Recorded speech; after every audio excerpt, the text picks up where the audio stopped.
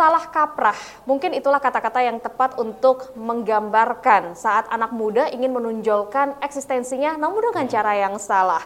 Bukan seharusnya menggunakan cara kekerasan, tetapi lewat jalur prestasi bisa menjadi sebuah pilihan bagi anak muda, utamanya pelajar, untuk menunjukkan eksistensi. Maka dari itu kita juga ingin mengangkat tema kali ini untuk menangkal tawuran yang ada di kaum pelajar. Nah, Bang Aan, tadi kita sudah sempat bicara, ternyata memang sedang cukup marak. Bisa digambarkan atau disampaikan seperti apa fenomena maraknya tawuran kali ini di Bandar Lampung sendiri? Jadi kejadian itu dimulai dari 3 bulan terakhir ya, bulan Desember. Bulan Desember itulah mulai muncul, diawali dengan di arena balap liar gitu. Kemudian mereka ternyata setelah itu tawuran karena mungkin terpicu dengan kompetisi yang liar itu ya, balap itu sampai akhirnya pada saat itu bahkan pihak kepolisian sudah membubarkannya dengan mengeluarkan tembakan. Bahkan yang jadi korban adalah salah satu polisi yang tertembak rekannya karena ingin membubarkan tawuran itu. Kemudian melangkah lagi di Januari itu juga beberapa kejadian diketahui, misalnya orang Gunung Sari gitu, kelompok Gunung Sari menyerang salah satu kelompok di daerah Jaka Utama, masih Kelurahan Kaliawi kayaknya ya, Jaka Utama itu. Nah itu juga sempat, tapi kemudian semakin kesini itu semakin semakin membahayakan gitu ya. Mereka membawa senjata rakitan, bukan rakitan senpi ya, senjata yang mereka buat sendiri seperti rantai yang diberi gear motor gitu, bahkan celurit segala macam. Nah kejadian di Ratulangi itu bahkan salah satu pelaku tawuran itu terluka karena sabetan benda tajam ya gitu. Nah inilah yang membuat resah masyarakat kalau nanti menyasar ke orang-orang yang tidak terlibat tawuran. Betul. Gitu. Nah itu yang makanya sampai akhirnya kemudian dengan kepolisian dikumpulkan, ditangkap, yang bisa diproses hanya yang membawa senjata tajam, yang membahayakan, yang lain dikeluarkan.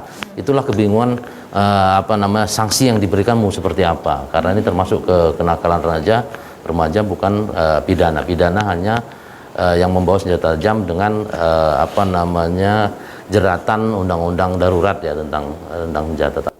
Wah, tapi ini bahaya ya Bang ya, karena bisa jadi justru itu menjadi cara mereka untuk lari dari hukum karena masih berada di bawah umur.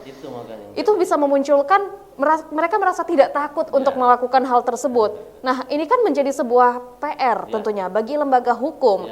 Apa yang sudah dilakukan untuk menanggulangi masalah ini, Bang? Nah, itulah makanya kita tidak bisa menyerahkan sepenuhnya ke aparat penegak hukum ya, polisian. Karena di Undang-Undang Polisian itu, Undang-Undang Nomor 2 2002 tentang Kepolisian Negara Republik Indonesia itu, fungsi kepolisian itu adalah menjaga keamanan dan ketertiban. Tapi dia dibantu oleh fungsi itu dibantu oleh lembaga lainnya seperti polisi khusus, kemudian termasuk Pamswakarsa. Pamswakarsa ini artinya pelibatan masyarakat. Pelibatan masyarakat yang harus diperluas dengan misalnya orang tua. Para orang tua juga harus memberikan pendidikan yang baik, akhlak yang baik, mengajak anak-anaknya untuk tidak terlibat tawuran, lebih baik memikirkan untuk prestasi yang mereka capai kan. Betul. Gitu. Walaupun mereka tidak sekolah lagi, bisa jadi mereka harus kreatif di rumah untuk membuat apa kan gitu. Ini peran orang tua yang harus ini. Benarlah kata Kepala Dinas Pendidikan pada saat itu bahwa ini peran orang tua juga harus diberdayakan gitu loh. Peran tokoh agama dan tokoh masyarakat di lingkungannya juga harus diberdayakan, karena memang kalau untuk jeratan pidana karena mereka anak-anak di bawah umur itu akan kesulitan untuk memberikannya. Lagian kata akademisi hukum bahwa kenakalan remaja itu memang bukan sanksi yang diberikan, tapi pembinaan. Artinya mereka ditangkap bukan dilepas, tapi ayo dibina dulu, dikumpulkan di mana untuk misalnya diberikan pengertian-pengertian atau kegiatan yang positif untuk mereka. Betul, karena memang kegiatan tawuran ini ternyata juga bukan hanya merugikan diri mereka pribadi. Yang terakhir itu sampai bisa untuk melempari benda tajam di mobil. Betul, Ya, memecahkan jadi kaca memecahkan mobil. kaca mobil dari para pelaku jalan, tentunya ini kan membahayakan juga tentunya ya. Apalagi kalau udah motor, itu kalau mobil dia kena mobilnya, kalau motor dia kena orangnya, Ya, seperti itu kan ya. ya.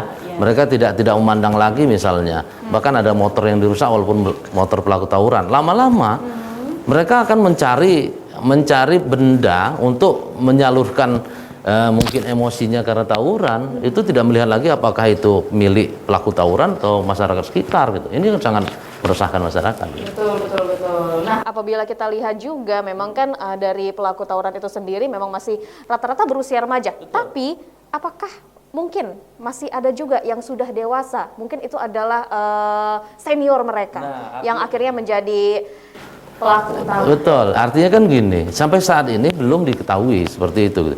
Cuman artinya mereka ini kan karena anak-anak, pasti ada penggeraknya, kan gitu ya. Nah, itulah sebenarnya tugas kepolisian adalah di situ, mencari siapa provokatornya, mungkin dalangnya, penggeraknya. Mereka kan biasanya gitu, mereka terpancing sedikit emosi, digerakkan orang, diprovokasi sedikit, mereka langsung menumpahkan amarahnya dengan kelompok lainnya, kan gitu. Nah, untuk mereka sendiri memang pembinaan, cuman untuk dalang atau provokasinya itu memang aturan hukum harus dijalankan, harus disanksi tegas mereka untuk itu gitu. Berarti memang kasus ini belum bisa selesai sampai di sini ya Bang ya. Tentunya ini menjadi PR bagi kepolisian untuk mencari tahu siapa dalangnya, kita usut sampai ke hulu-hulunya begitu. Nah, apabila melihat kronologinya juga itu kan terjadi di akhir Desember Bang. Yang mana itu baru berlaku pembatasan kegiatan masyarakat mulai dilonggarkan. Apakah mungkin ini seperti euforia setelah pandemi itu mengekang mereka, kemudian mulai dilonggarkan, mereka pun meledak. Betul, kan gini, apapun itu gitu ya, apakah euforia atau bukan. Tapi yang jelas mereka harus dicegah, gitu ya, harus dicegah. Para orang tua juga harus berperan untuk bisa mendidik anaknya untuk lebih baik prestasi dibanding eksistensi yang salah jalur gitu ya. Mereka harus berprestasi di sekolah, mereka harus berprestasi di lingkungannya, kan gitu ya. Eksistensi itu bukan hanya dengan menunjukkan kekuatan badannya atau keberanian nafsunya gitu, tapi dia harus bisa mengendalikan eksistensi itu juga harus bisa mengendalikan semangat mudanya untuk meraih prestasi di lingkungan sekolah atau di lingkungannya. Berarti dibutuhkan peran keluarga, peran masyarakat mungkin melalui Karang Taruna, peran dari sekolah juga dan juga pastinya dari kepolisian. Baik, terima kasih Bang Aan. Demikian pemirsa Metro TV Lampung untuk bedah tajuk Lampung Post kali ini, namun jangan kemana-mana. Sesaat lagi kita akan membahas trending topik apa saja yang ada di multi platform Lampung Post Group lainnya. Tetaplah bersama kami.